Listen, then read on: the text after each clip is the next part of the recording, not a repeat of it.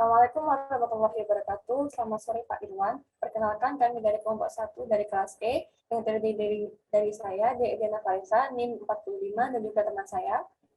Solikan Abdul Hakim, NIM 34. Kami izin mempresentasikan terkait studi kasus pabrik kursi roda PT Mega Andalan Kalsa di Yogyakarta sebagai tugas besar sistem rantai pasok. Next.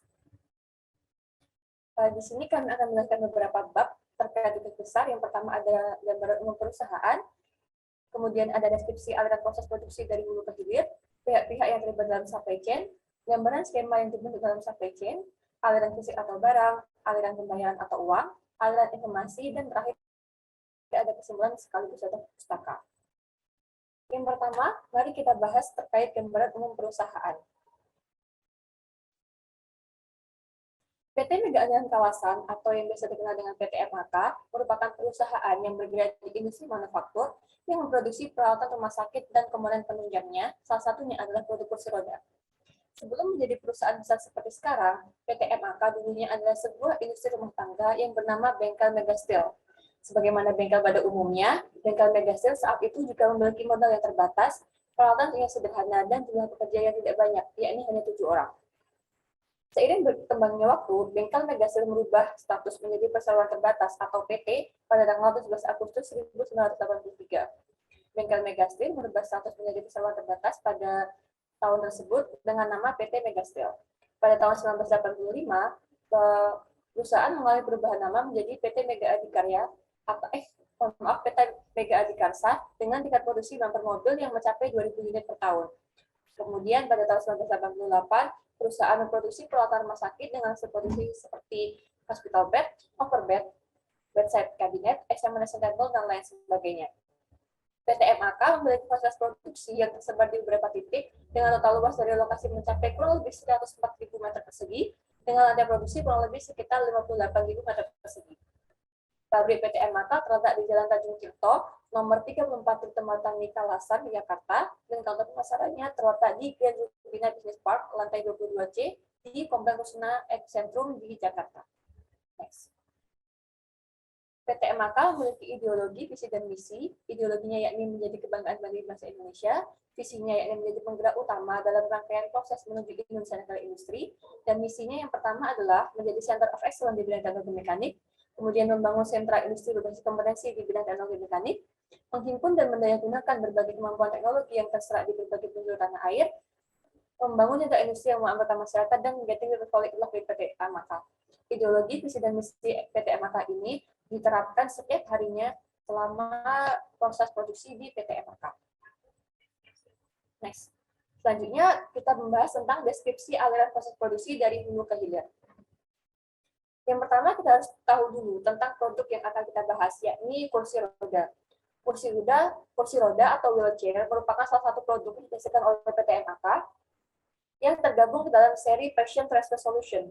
Nah, seri ini merupakan seri yang varian produknya didesain untuk memenuhi kebutuhan penanganan pasien dalam kondisi darurat. Produk seri Transport Chair didesain untuk mendukung mobilitas pasien di rumah sakit maupun dalam aktivitas keseharian. Nah, ada dua jenis kursi roda yang diproduksi oleh PT MHK, yakni kursi roda tipe 31303 dan kursi roda tipe 31305. Selanjutnya, terkait urutan aliran proses. Sebelum membuat kursi roda, terlebih dahulu membuat desainnya yang dibuat di Departemen R&D atau Research and Development.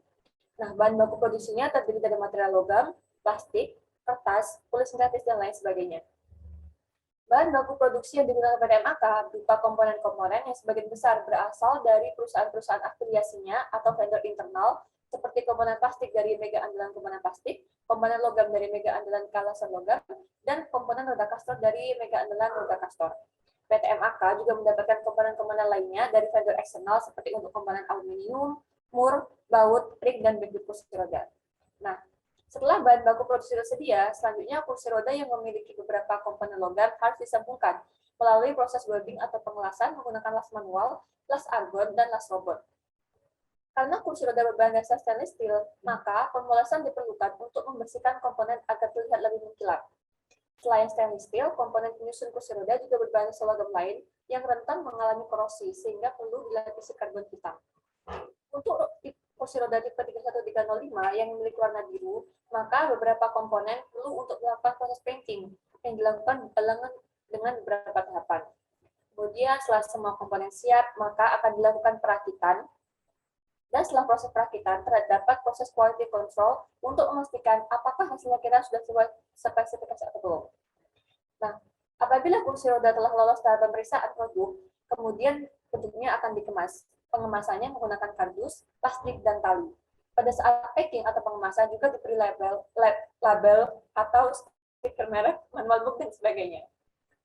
Kemudian produk-produk tersebut didistribusikan oleh distributor utama yakni Polaris dan melalui perusahaan OEM yakni perusahaan yang menjual produk PT MAK menggunakan merek dari perusahaan tersebut. Kemudian juga dijual melalui e-katalog LKPP dan dijual melalui distributor ekspor. Selanjutnya pihak-pihak yang terlibat dalam supply chain. Di sini kami menggolongkan menjadi 5 bagian. Yang pertama ada masuk bahan mentah yang terdiri dari pabrik logam, pabrik biji plastik, pabrik kertas, dan pabrik kulit sintetik. Kemudian untuk masuk bahan baku ada vendor internal, yakni Mega Andalan Komponen Logam, Mega Andalan Komponen Plastik, dan Mega Andalan Komponen Castor. Sementara vendor eksternal meliputi PT Halim Indah Cemerlang, CV ID Design Automeka, CV Barmak, PT Century Birindo, PT Areta Jaya Abadi, PT Andalan Mandiri, Langgeng Jaya, Diantama, PT Pancasona Holopin Perkasa, Elnu Grafika, Central Park, dan juga Goodwin Packaging. Kemudian ada pelaku utama yang berperan sebagai pabrik, gudang, dan warehouse, yakni PT Mega Andalan Kawasan, dan distributor yang terdiri dari distributor utama, yakni Polaris, distributor OEM, yakni Yovistra, WeCare, Medina, dan juga Jalos. Kemudian ada distributor ekspor dan distributor pemerintah, e-katalog, lembaga kebijakan pengadaan barang atau jasa pemerintah. Dan juga ada end customer, yakni rumah sakit dan juga klinik. Kemudian untuk gambaran skema yang terbentuk dalam supply chain dapat dilihat pada gambar berikut. Nah, untuk nomor 1, 2, 3, dan 4 merupakan pemasok bahan mentah, kemudian dari nomor 5 hingga nomor 19 merupakan pemasok bahan baku utama, 20 merupakan pihak yang utama, yakni PT Mega dan Kalasan, kemudian nomor 21 hingga nomor 27 merupakan distributor, dan juga 28 dan 29 merupakan konsumen. Selanjutnya, penjelasan akan dilanjutkan oleh teman saya, yakni Solihan, dipersilakan. Baik, terima kasih atas waktunya. Di sini saya akan menjelaskan tentang aliran fisik atau barang, di mana aliran ini mengalir dari hulu ke hilir. Maksudnya di sini aliran itu mengalir dari sisi supplier, kemudian mengalir ke perusahaan, kemudian jika ada distributor nanti akan mengalir ke distributor dan dilanjutkan ke konsumen. Next. Dari PT MAK sendiri, alirannya itu diawali dari nomor 1, 2, 3, 4 selaku pemasok bahan mentah, kemudian dilanjutkan oleh pemasok atau pembuat dari bahan baku, di mana yang 5, 6, 7, 8. Nah, saya contohkan di sini, nomor 1 adalah pemasok bahan mentah berupa pabrik logam, di mana yang 5 sampai 11 ini adalah bahan bakunya yang membuat logamnya, contohnya dari Mega Andalan Komponen Logam, PT Halim Indi Cemerlang, CV Desain Automeka, dan juga semua yang ada di bawah ini. Nah, itu nantinya akan dipasok bahan bakunya ke nomor 20. Nomor 20 ini adalah studi kasus kami, yaitu PT Mega Andalan Kalasan. Kemudian setelah produk ini diproses di PT Andalan Kalasan, barang ini disalurkan ke 21 sampai 27. Ini artinya adalah distributor, karena sebelum masuk ke konsumen di sini 2829 adalah rumah sakit dan klinik, itu dialirkan ke distributor tersebut. Kemudian dari distributor barangnya itu dialirkan ke konsumen. Jadi untuk alirnya hulu ke hilir, hulunya dari pemasok bahan mentah kemudian menjadi produk jadi ke konsumen. Next.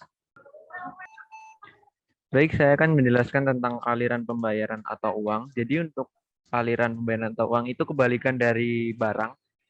Jadi prosesnya itu dari hilir ke hulu, di mana nanti pembayaran dari konsumen sebagai profit nanti akan menjadi keuntungan untuk PT MAK, kemudian juga akan menghasilkan baliknya modal. Nah, modal ini digunakan lagi untuk membeli bahan baku ke supplier. Next. Di sini bisa dilihat dari gambar. Nah, itu panahnya ke kiri artinya dari hilir ke hulu, di mana si konsumen 2829 ini adalah rumah sakit dan klinik itu melakukan pembayaran ke 21 sampai 27 ke distributor. Kemudian distributor melakukan pembayaran kepada PT MAK selaku studi kasus yang kita kerjakan kali ini, dan juga untuk selanjutnya dari PT MAK ini akan membeli bahan baku kan. Jadi dia akan melakukan pembayaran ke supplier, yaitu 5 sampai 19 selaku pemasok bahan baku, kemudian si pemasok bahan baku akan membayar ke pemasok bahan baku mentah. Baik, kami akan melanjutkan terkait aliran informasi, di mana aliran informasi itu mengalir. Record. Wis, Des. Burung, boy. Wis. Oh iya dah. Delok Kalian. ya Allah. Burung muncul nang ini. Wis ini recording dulu. Ya, saya bagian. 1, 2, 3. Baik, saya akan melanjutkan terkait aliran informasi, di mana aliran informasi itu mengalir dari hulu ke hilir dan juga dari hilir ke hulu, karena dari masing-masing komponen ini itu akan memberikan feedback informasi dengan pihak supply chain lainnya. Next.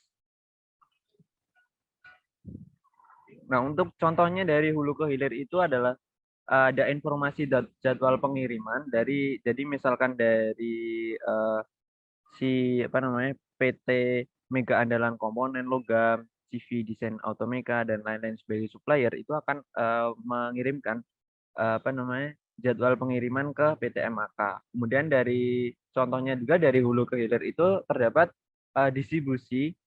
distributor ingin tahu kapasitas produk di pabrik. Kemudian juga ada perbaikan feedback atau informasi dari pengguna. Nah, untuk hilir ke hulu itu ada informasi lead time dari PT MAK. Kemudian untuk selanjutnya ada pabrik ingin tahu dari stok distributor itu terdapat sisa berapa. Kemudian untuk yang terakhir itu ada feedback konsumen kepada produsen. Jadi misalkan dari konsumen nanti telah menerima produk jadi, itu dari konsumen akan memberikan feedback kepada PT MAK, di mana nanti PT MAK juga akan memberikan informasi berupa nanti perbaikan, bagaimana cara penggunaannya, dan lain sebagainya. Next.